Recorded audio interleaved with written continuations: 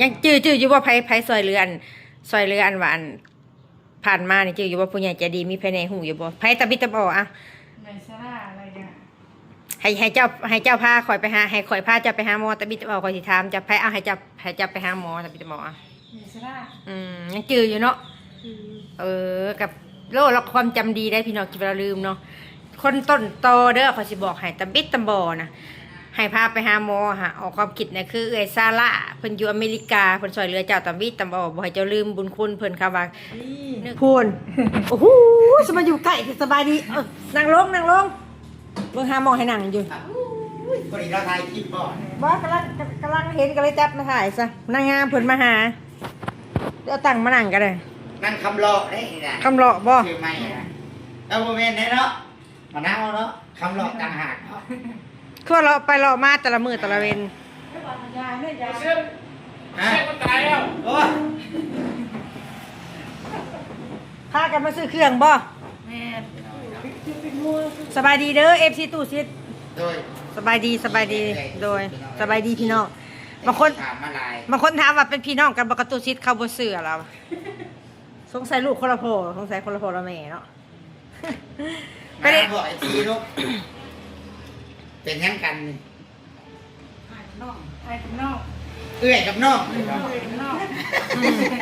เจ้าแม่ บ่ให้แม่มานั่งนำกันเอามานำกันบ่มาก็ได้เอามาเอาธงมาสิมันสิให้นั่งใกล้ๆกันเบิ่งมันอยากนั่งรถ มาหานี่มีเรียกยังมาหาไอ้กลุ่ม แม่นเอานั่งลงบนแม่นบนลูก แคนนี่แล้วผูกแคนอีกโทษ มาหาอีก มาผักมาหา จักควมอยู่นะสะเนาะย่าว่า แคนมือเก้าเข้าเลยมันอ่ะ ย่าว่า เข้าเข้า ย่าว่าได้ผัวเลยลืมฮอดเซากึม ลืม โอ้ เห็นเจ้าเดี๋ยวนี้นะ คอยกับไปขายเครื่องขายของตามภาษาหั่นแล้วบ่ค่อยได้อยู่ห้านมาซื้อเครื่องมื้อได้ผูกแขนนะ มือเก้าเข้า เก่า นี่ ที่สำหาเนาะไว้ส้นแม่จีน่ามาอยู่มื้อนั้นแล้วก็มื้ออยู่บ้านเผามาก็เลยบ่ได้ บ่เนาะ ก็ต้มพักกระเด็กเลยก็ไปชื่อนางเข้มไม่ถ่าได้พักกระเด็กไปให้หมูชื่อ เออ ต้มไม่เรียบร้อย อันนั้นบางทีส่วนเราอยู่ภาคมึงก่อนสิพยายามให้เรามามื้อวันที่25ให้ได้เพราะว่านัดกันอยู่ว่าสิลงไปหาเสาไลเนาะว่าสิอันสละให้ไปเบิ่งตู้แช่แล้วก็สิเอาอันตู้แช่ไปเพิ่นคั่นแหละก็สิมาก่อนที่25อะไรแล้วที่25แล้วมาจบอยู่เซโนว่าซะสิมาจบอยู่เซโนมื้องานดองน้องมะนาวสิอยู่จักละเซนแต่ว่าสิล็อกคิวเพิ่นว่าคิวเพิ่นก็หลายจุดสิ หน้าน่ะบ่ แม่นแต่ว่าบอกเพิ่นไว้แล้วเหมือนเพิ่นก็อยากมาอยู่แต่ว่าก็คุยกับเพิ่นอยู่ว่ะแล้วก็เพิ่นก็ว่าสิมาอยู่แต่จะจังได้ดอกพังเบิ่งคือตุ้ยขึ้นบ่ดังมะนาวนี่ อุ้ยแล้ว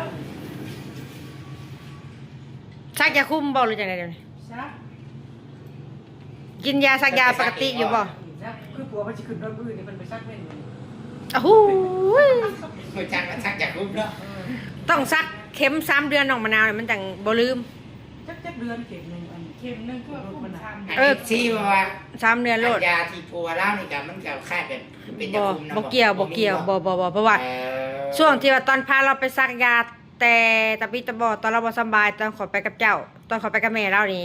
หมอใช้ซักยาเกี่ยวกับโรคประสาทนี่เข็มหนึงแล้วก็ยาคุมนี่เข็มหนึงแต่ว่ายาคุมมันสิอยู่ได้3 เดือน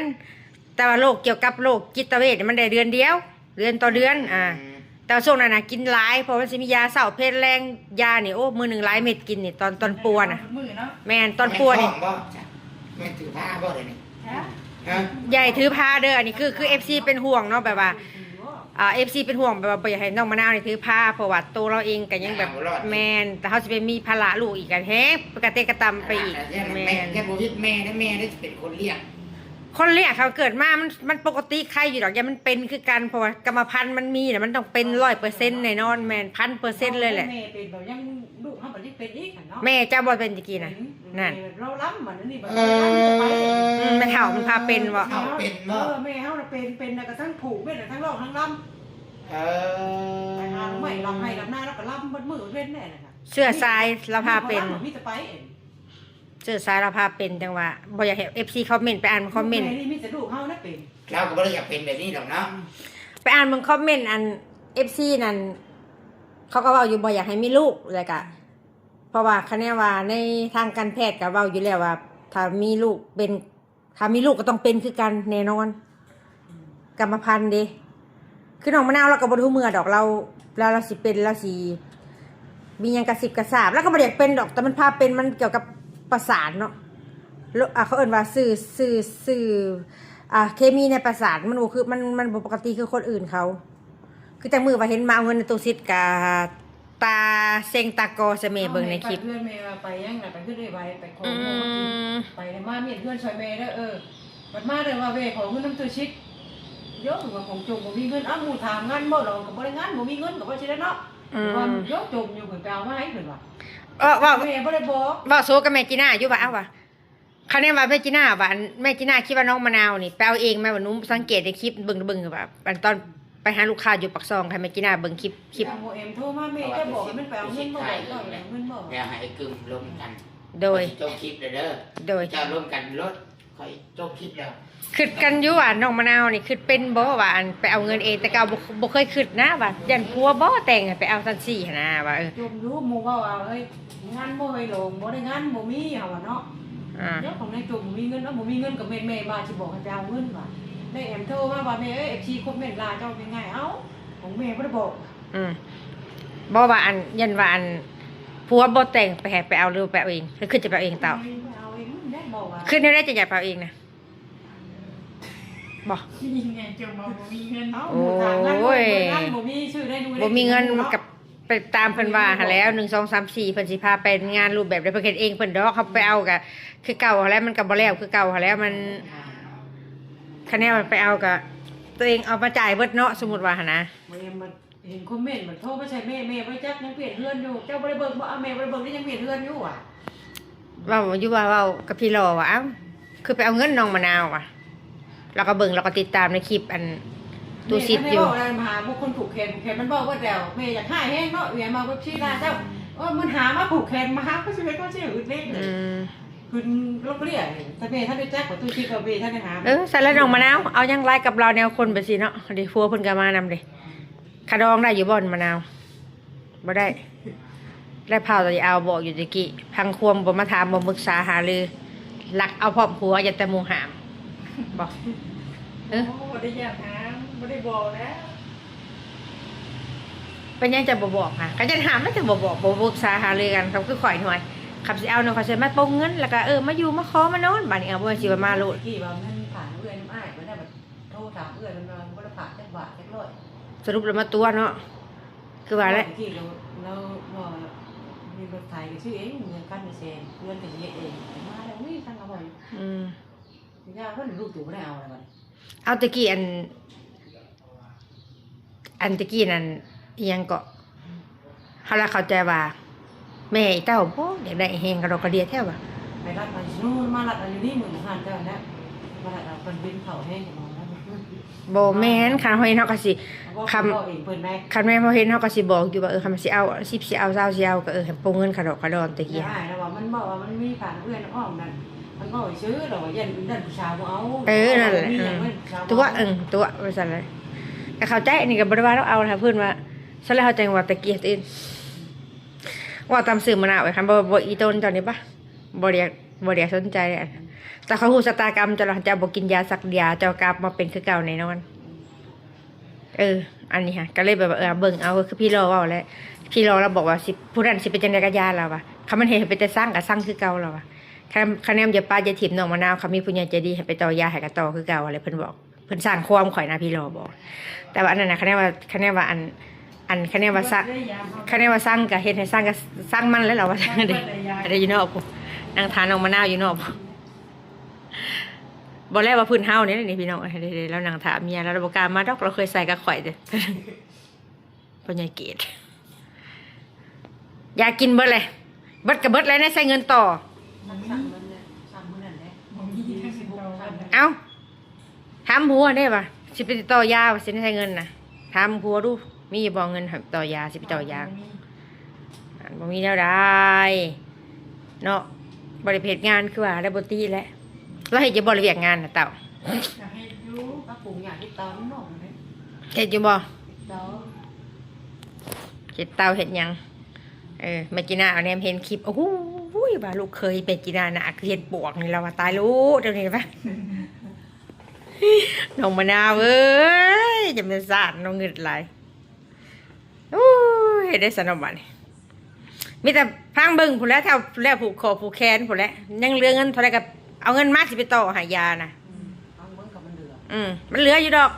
บริเหตุใหญ่เหตุยังมีแต่เอิ้นคนมาผูกแขนบ้านเฮาซื่อๆเขาก็สิผูกก็ได้อยู่ดอก มันบริขึ้นในเมืองปะใดอันผู้ใหญ่ทางอื่นบริผากมาซอยบ่ ฝากมาช่วยชี้ๆคือใครเนี่ย ทางช่อง YouTube ช่องอื่นเขาบริผากมาซอยบ่เห็นเขาถ่าย แต่ทั้งตู้ชิดบ่แดง อืมโยคือว่าเห็นเขาถ่ายคลิปอยังว่าเขาอีต้นน้องมะนาวอย่างเขาฝากมาให้บริฝากซอยจะคนบ่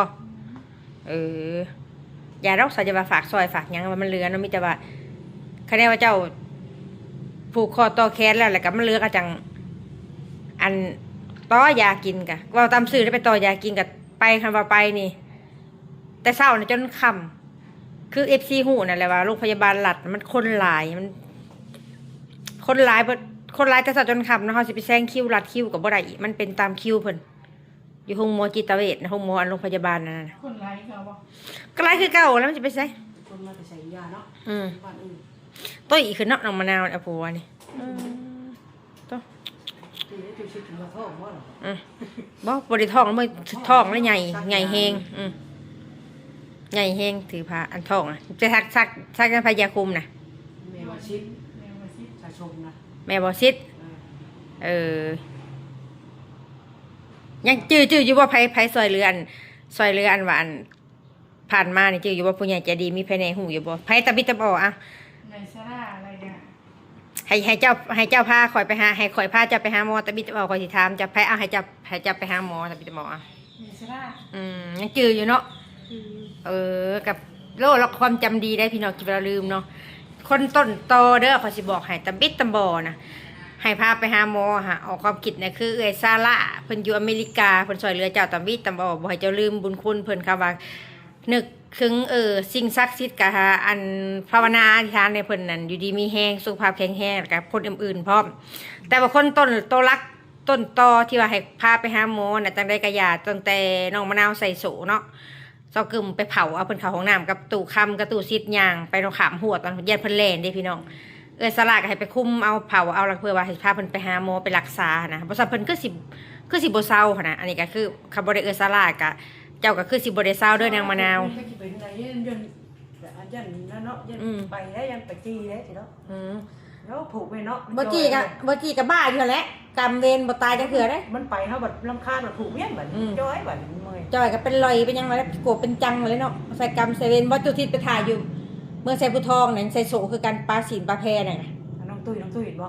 จักแล คือ เห็น เรา อยู่ ไป ในค เมื่ ลิ อ ป นั้นคือว่าเอายาไปให้กินกับตู้เลนไข้นะว่าเนาะป้าเปิดให้กันนั่นแหละ ยาอยู่ลาวนี่ข่อยยันบ่เซามันบ่คือยาอยู่ไทยเนาะเพราะว่าหลายคนก็กินกับส่วนหลายคนไปปัวอยู่ไทยนี่หลายจิตเวช นี่หมูเมื่อที่เหรอตัวชิดบอกเลยว่าแกสินปึ๊ดเลยว่ะ แห้งได้น่ะก็แห้งคือกันบ่นั่นน่ะ น้ำในบ่ได้อาบเลยตัวชิด นักแห้งแล้วเขาบ่ได้ปัวบ่บุยคนไปปัว แม่พ่อแม่ก็มีอาบน้ำก็บ่อาบเลยตัวชิด เอาบ่แพ้มันบ่ติแล้วว่ามันแห้งว่ามันเป็นแห้ง เมื่อยนะตัวชิด แต่อีตนอยู่ในคลิปก็เป็นอีตนอยู่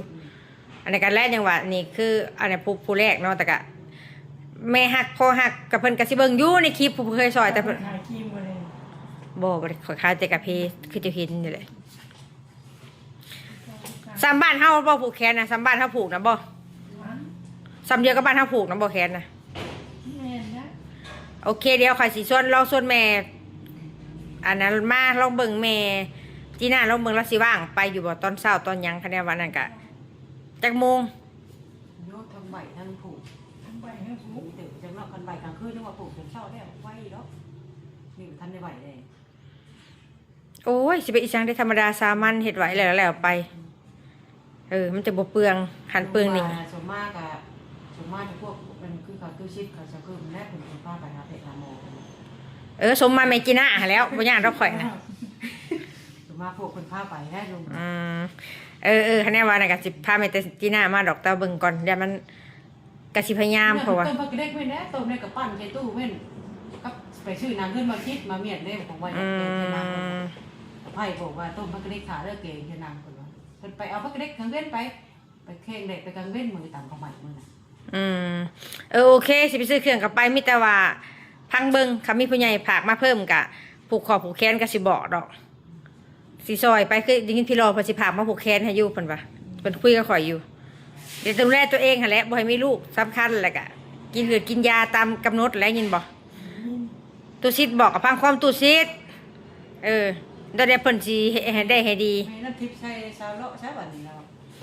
ได้เพิ่นสิได้สิดีกับพังความเพิ่นแหละ ยาเนี่ยยาคือตัวแป้งไงดิ้งที่น่ะเอาแช่ คะแนนว่าบ่พังความเพิ่นก็ห่วยเพิ่นบ่มาซอยแห่งแล้วเจ้าเสร็จยังได้มันสิว่านั่นเด้ยินบ่มะนาว ตูชิดมาบอกพังควมแรกบอกพังควมเลยแรกผูกแขนนี่มันปิดนิดเบิดได้ผู้ใหญ่อยู่นะ แม่นแหละ บอกพังควมนี่สิพาน้ำเรายังบอกวันเงินน้ำเงินนะคะ แนนว่าอันนั่นนี่ก็คือเจ้าฮู้แล้วไผสิมาซอยเจ้าบ่ได้มีแล้วเบิดเท่านี้เด้เอาสิปิดคลิปเลยมีแต่ว่าเสียเจ้าขอบบุญขอบคุณแม่ซาร่าและก็ผู้ใหญ่ใจดีทุกคน FC ทุกคนที่ว่าเพิ่นเคยซอยเหลือเจ้าน้องมะนาว ขอบคุณเด้อเมสลาเด้อที่ทางขึ้นปากคำมาสวยเรือดูซื้อตัวยาคอยมีดีแม่งว่าอยู่คนแล้วคอยมีดีแม่งเพื่อแสดงการนี้เด้อที่เราเด้อ ถ้าบ่มีแม่ซาร่ากับบ่มีเจ้าในมื้อนี้เพราะว่าก็มีแต่ดุมันเฮ็ดเวียกเฮ็ดงานเบิ่งแย่งกันไปแล้วเอากันไปแล้วกันบ่ให้ป้าให้ถิ่มกันคันละบ่ดีกับคันบ่ดีขี้ข้านป้าโลด เตะถิ่มมาเบิ่งเราบ่ได้สอนสิบอกให้คำดีดูมันขยันเพียรส่วนเวียกงานบ่มีเงินมีคำก็อย่าให้เวียกดูมันขยันเพียรเฮ็ดให้เฮ็ดหน้าสู้กันกินแล้วบ่เป็นหยังอันนั้นน่ะขับขี้ข้านแล้วบ่ได้ป้าโลดสิบอกให้บ่ต้องย่านบ่ได้ผัวนะโอเคว่าหยอกว่าหัวว่าลิ้นได้พี่น้องได้คลิปนี้ก็ว่านี่แหละก็กึ่มกะขอบคุณทั้งซาร่าเด้อแล้วก็ FC ทุกคนผู้ใหญ่ใจดีทุกคนที่เคยซอยเหลือน้องมะนาวเนาะถ้าบ่มีผู้ใหญ่ใจดี FC ทุกคนกับบ่มีน้องมะนาวในมื้อนี้เนาะอาจจะลำโศกอยู่หมู่เก่าอยู่เฮือนพุ่นแหละพี่น้องบ่ได้มาเจอกันอยู่นี่ดอกกะครับบ่มีพวกเพิ่นบ่มีพวกทานกับบ่มีน้องมะนาวในมื้อนี้เนาะจะได้กะขอบคุณแทนน้องมะนาวให้ทุกคนอยู่ดีมีแรงสุขภาพแข็งแรงค้าขายร่ำรวยปราศจากโรคภัยไข้เจ็บบุญกุศลที่FC ทุกคนเฮ็ดมาก็ขอให้กลับคืนหาทุกฐานเด้อพี่น้องสกึมกับสิได้ขอจบคลิปก่อนลาทุกคนไปฝากกดติดตามก็เลยกดแชร์แน่สิไปผูกแขนน้องมะนาวเนาะสิถ่ายบรรยากาศให้เบิ่งสกึมกับสิได้ขอจบคลิปสำนีพบพ่อกันคลิปหน้าเด้อสบายดี